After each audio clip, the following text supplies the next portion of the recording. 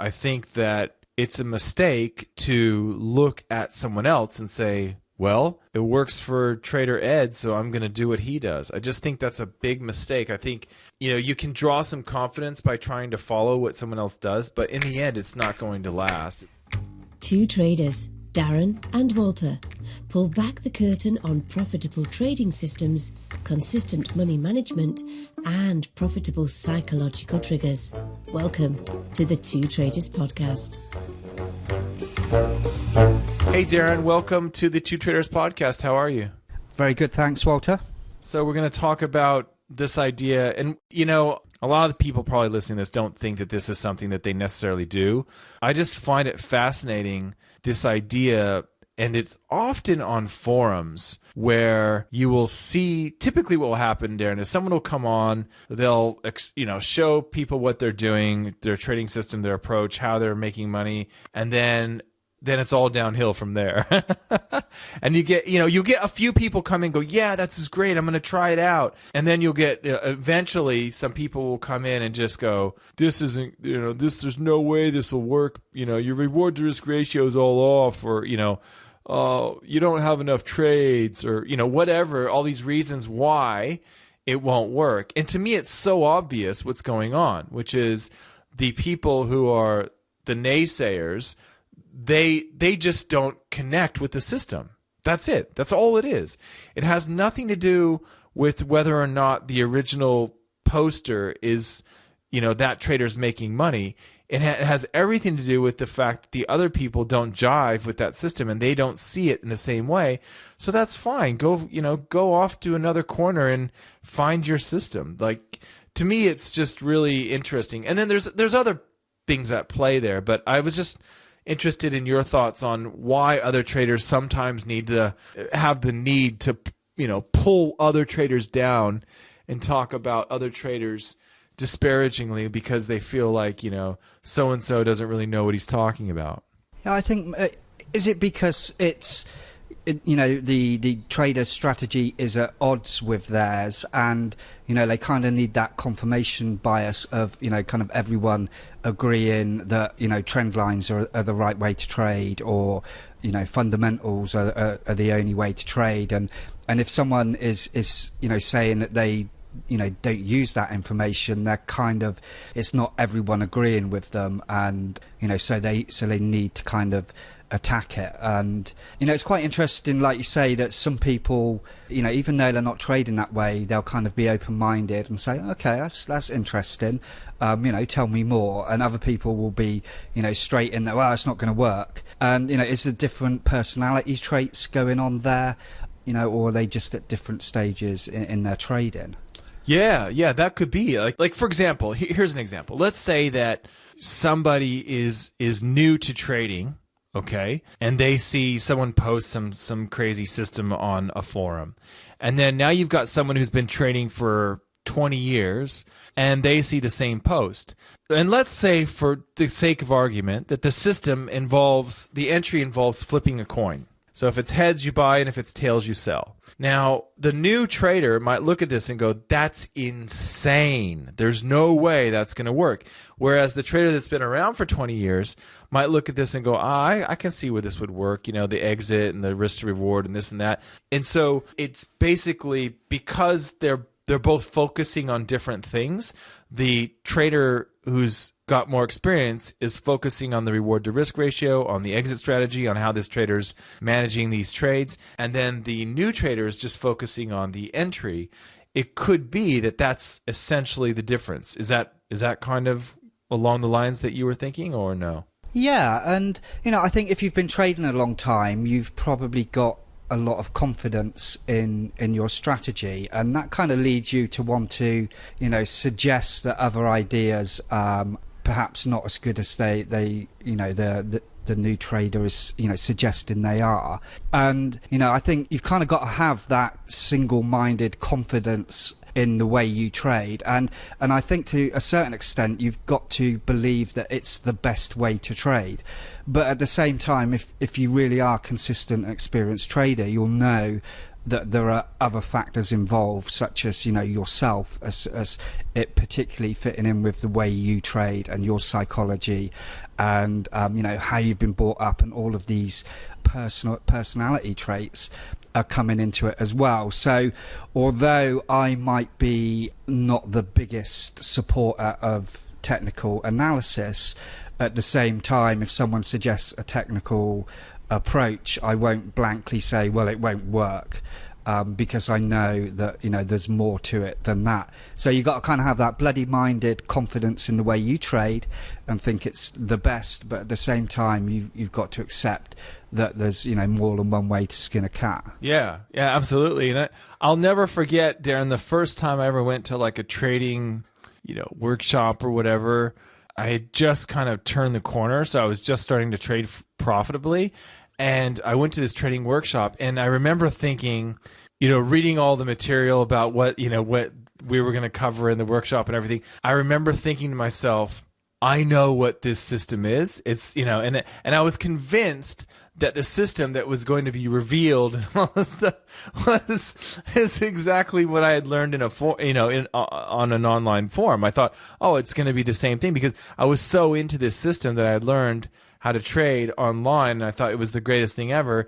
And so it kind of colored my view. It was that confirmation bias thing where everything I saw was that, you know, and everything supported that. So of course, what we were going to, and it was totally different. Like what was at the workshop was completely different to the system that I had learned how to trade profitably. I just thought it was fascinating, you know, looking back on that, you know, I was such a strong believer in that system that it kind of colored my whole view of trading. Yeah. And, you know, I think also just the kind of information that is on forums doesn't help as well, because it tends to be information that can be specific to a certain trader. And, you know, when people are talking about strategies, they're generally talking about something that's working for them, and you know, you get a lot of that information, but you get very little of the information that really works for everyone. And you know, so I think we spend a lot of time on forums reading, and it's personal specific information that we're taking in.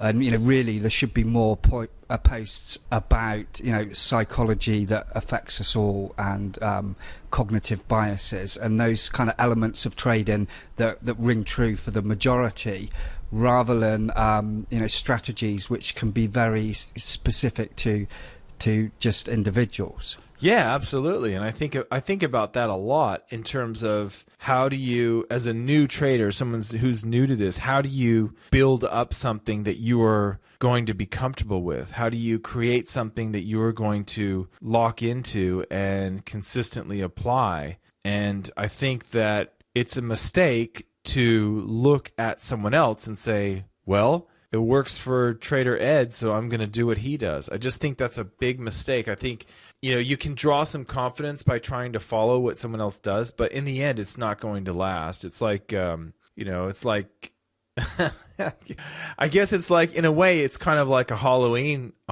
costume. You know, it's really fun to put on the costume and look like something else, but you know, you're not going to be able to wear that costume every day of the year. You know, it's just not going to work. I don't know if that's the best analogy, but that's just what popped into my head. It's you know, it's one of those things where, you know, you just can't do it. You can't be, you know, you can't be Frankenstein every day of the year. I mean, it's just not going to happen. Yeah, and you know, I think we want the quick fix, really, don't we? We want to read in one page, you know, what we need to do, and that be it, and then get on with it. And you know, so why are we going to start to explore you know, something like psychology, which takes more time and training and trial and error? You know, why are we going to look at those things? You know, we're not. So we tend to sort of look at the wrong sort of information too much, and we don't look at the right information enough. And then, you know, that's I think why a lot of the forums just kind of descend into this kind of, you know, backstabbing and shouting down each other.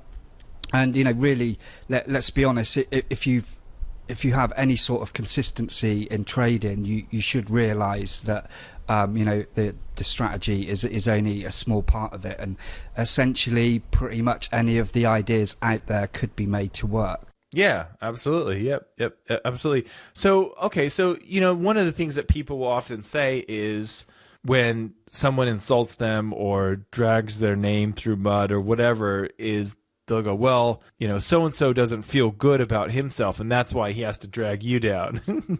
And in trading, there's a lot of ego, too. What I've learned from speaking to other traders who go to, I don't really go to a lot of trading things, but I know traders who do, and they've told me things like how, so-and-so had such a strong ego and was talking about how he predicted the pound or the euro or whatever, and it's almost like the trader has wrapped up himself in in his trading. So he's defined who he is and his worth based on his trading results in much the same way that perhaps some would say, and I don't think it's not to the extent that it was perhaps back in the 1940s or whatever, but some women might define themselves as being the wife of her husband. My husband is an engineer and he's this and that, and he worked on the space shuttle or whatever, you know what I mean? And they kind of their identity is sort of wrapped up in their husband.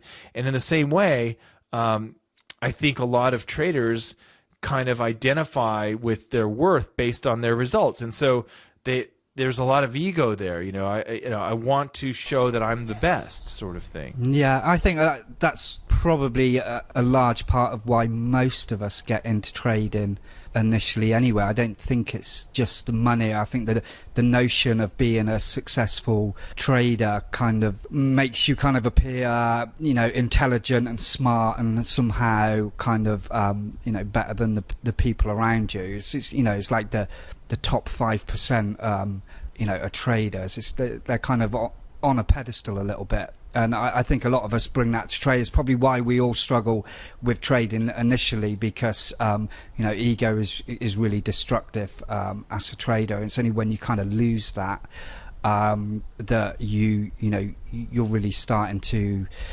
become a trader. That's maybe why we kind of feel the need to put other traders down. Yeah, that's interesting. I do think that ego thing, there's a lot to that, to being able to step aside and let the market tell you what to do. That's definitely true. One thing that I struggled with when I decided to get into trading was actually the exact opposite of what you just said, which was I really didn't want to identify myself as a trader. And I think the reason why was because what I was doing before trading was something that I was so convinced that was going to be my identity. That was like my dream job before I got into trading. And so I couldn't really justify walking away from my dream job because I really thought that was the coolest job to have. When you go to that cocktail party or whatever and everyone says, well, what do you do? I thought the job that I had was just so cool. I didn't want to step down to be a trader. I know it sounds weird, but I really struggled with that. It doesn't sound massively weird, because I don't tell people that I meet that I'm a trader now. And because you kind of, whenever you mention that you trade currencies, you kind of get that, rolling of the eyes. And then nearly always you get the, well, be careful because you will lose all your money conversation. So I never tell anyone now that I'm a trader, other than people that I've known for a long time. Yeah, I think that's a good move. I agree with that sort of, that line of thinking. I wouldn't tell people that I was studying psychology. I would just say, oh, I'm studying business or something. Because it's the same sort of thing where people would say, oh, well, you're analyzing me or whatever, because you're studying psychology, all of a sudden you're analyzing everyone, and I think it kind of has that connotation. The same thing with trading. It's like people either they're going, normally they're going to, if you say that, they're going to say they're going to think one of two things. They're going to think, wow, this guy's brilliant, right?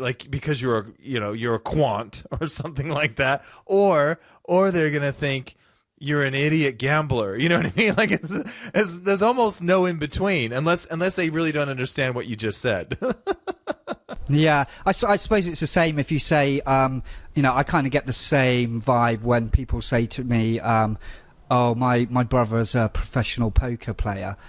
Because again, it's one of those careers where a lot of people don't make it or lose money, and a very small percentage do. So you instantly assume that it's someone that may be having a good year, but is going to lose all his money soon.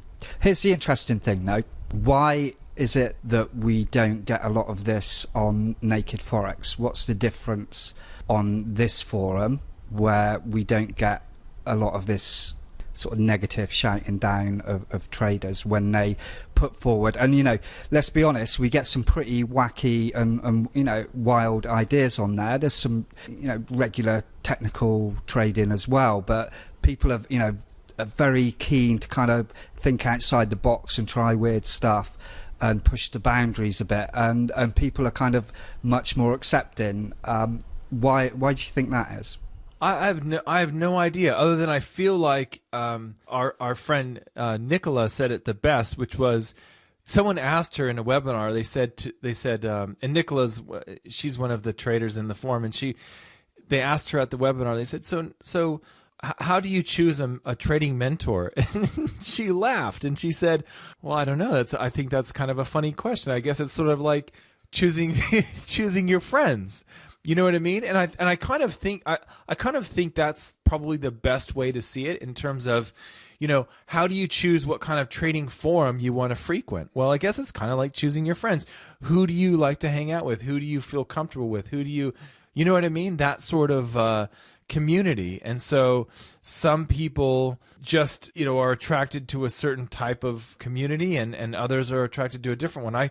I feel like we can kind of put out, it's almost like, if I dress in black, all black, and I don't know, what else could I do? Have a bulldog and a chain smoker and, just eat McDonald's, or something like that. I'm probably going to end up in a certain, that's going to send me in a certain path, right? Whereas if I, get really dressed up and wear a suit and tie and, really expensive shoes or whatever, even though I don't have anywhere to go, I'm probably going to end up in I'm probably going to end up in another crowd. And I kind of think of that in the same way with these online communities, where if you put off a certain vibe or approach, or, show who you are, and, you can see what makes sense to you.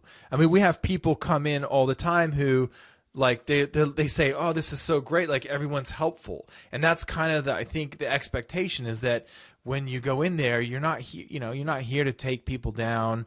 You're not here to do anything other than share information and try to help other people out. I mean, that's really what it's all about. Trading, let's face it, trading is a very solitary thing. And most of us are introverts, and that's kind of the attraction for some of us. So, to have an online community where you can share ideas and interact is a really cool thing, especially if they're not going to try and shoot you down. So I think it's cool. I was actually talking to my friend about this today, and I'm glad it's kind of come up sort of tangentially, which is, I used to go to work. I used to trade the London market. So I had this trading job where I was basically a prop trader. And here in Australia, people would be coming home. They'd be taking the train home. They'd be coming home Thursday evening. Everyone's getting excited because they're going to go out and go drinking or go to dinner with their friends or whatever. And I was getting on the train going to work. Because the London market was getting ready to fire up. And so I felt so isolated. Like I felt like I was just an outsider, because everyone else was doing the 9-to-5 thing and they were all getting all ready to have fun. And then I was kind of going to work. And that's the thing about trading. Sometimes you're at home taking trades where everyone's at work. Maybe your spouse is at work, so you're at home with your kids or trading or whatever. It's just kind of a different path. And so I think it's really cool to have a helpful group of traders who are there to offer their solutions, their suggestions, and help build things for you. And so I don't know. I mean, maybe we've just been lucky, Darren. I don't know. Do you have any theories on it? A couple of things spring to mind for me. One is that we've kind of got an authority figure in this forum, which is, obviously it's your forum, and you're quite vocal as well. We actually hear your voice, and kind of, from that we can make sort of judgments about your personality, rather than it just being a sort of free forum which is kind of open to everyone. And I think with trading, our relationship that we've had growing up with authority figures plays a big part in it, and I think that probably plays a part in the forum, that we have, like, there is like an authority figure there, and I think that's quite psychologically different. And I think, just how the information's put across as well. If it was just all written strategies in a thread, then it's much harder to get any empathy with the writer. Whereas, we're getting videos with your your voice on, and I think that is more comforting for people when they're trying to, like, assess the validity of the information they're getting. And I think that is the psychology is a big part in it. Wow, that's fascinating. So when you, because I know you had mentioned that you had known a trader, you had worked with a trader before, or he had shown you some things or something like that. I don't know. There's some sharing of ideas. How did that go? Was that like on Skype, or was that through just written word, or how did you? It was all on Skype. So yeah, we'd trade together in the day and be exchanging just texts, and then in the evening when we'd finish trading, we'd do a Skype call. We'd just have a sociable chat, but we'd also discuss the trading and trading ideas as well. So I think that how the information is taken in plays a big part in it, because we have this kind of core idea about how we deal with authority figures, and how we receive information can play a part in that. And if you actually hear someone's voice, then you're subconsciously making assumptions about that person and how valid their information is, and how switched on and smart they are. You're in the background, making that assumption, I think. Yeah, so they're probably doing that right now as the listeners are listening to this podcast, right? Yeah, definitely. I'm not as boring as I sound. Yeah. That's too funny. That's too funny. Yeah. You bring up some really interesting points that I have to admit I haven't really thought much about these, but I just, to me, I think trading, well, technical trading, I suppose you would say, as opposed to fundamentals, where you're just sort of taking an idea and translating that into a position, an idea about the world or the economies or whatever. I think it's a very visual thing. So I've just always assumed that, if you go to YouTube, you will see a lot of videos about trading stuff, or at least every time I do. But, there are a lot of videos about technical trading on YouTube and things like that. So I think I've always just assumed that was a good way to get across trading ideas. And yet you're right. Like, thinking back to 2003, 2004, 2000, back then I remember going into trading forums, and the two things that stuck out were that, one, that almost every trading system thread would devolve into some sort of, ego competition, and then the other thing was that typically what you would see is you'd see some chart examples. So you'd see some examples, and then maybe there'd be like a download or an indicator or something like that to download, but it might be a PDF. So it wasn't really a lot of video happening, and maybe that's just because that's where the web was or whatever, but there was still video back then on the web. So that's interesting that you bring that up, that the medium, the medium has an influence, I guess. Yeah. Yeah, and when they looked at there was some research done on the most the highest performing traders, and they found that institutional traders, and they found that where they were working, the manager would converse with them much more, and ask them how they were feeling and how things were going, rather than just getting an email, you're risking too much or whatever. So there's definitely something in, how we perceive, the person that's giving us the information as well. Well, yeah, that's fascinating. Yeah, that's really cool. I'm glad you brought that up. Okay, so right, so in the end, I guess we can say there are many different reasons why people feel sometimes compelled to bring others down. It could be ego. It could be the system doesn't make sense to them, so therefore it has to be wrong. It could be any number of things, but the great thing about the internet is it's now at that point, and it's only probably going to get better as far as I can see, where there's so much information, so many people are online, and it's divvied up into these deep niches so that you can find a place that makes sense to you. You can find that community, you can find that area of the internet where you want to spend time in, because it's that diverse now. There's so much information that's fractured down into these little bits, and I think that's pretty cool, because for traders it's great because we can find what we want, and we can really kind of find our little area of the internet that we want to spend time in. And it's always good to break out and learn new things and stuff like that, but at the same time it's not like it was like I can literally remember back in 2003 looking through the internet, and there was very little out there that I could lock into. In 2001, even less. I could only find one book about currency trading back in 2001, and it wasn't particularly good.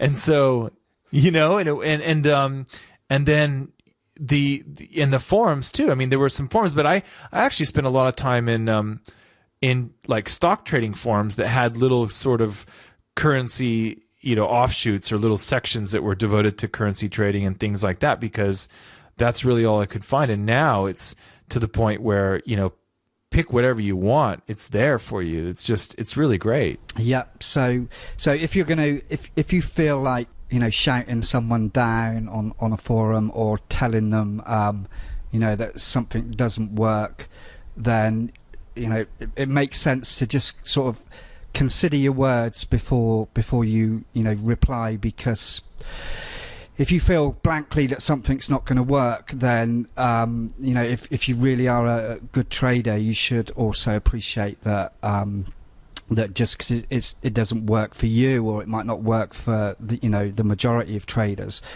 doesn't necessarily mean that it can't work. Exactly. Yeah, that's it. Cool. Well, thanks for your time, Darren, and I look forward to seeing you next time. Okay, cheers, Walter. Thanks a lot.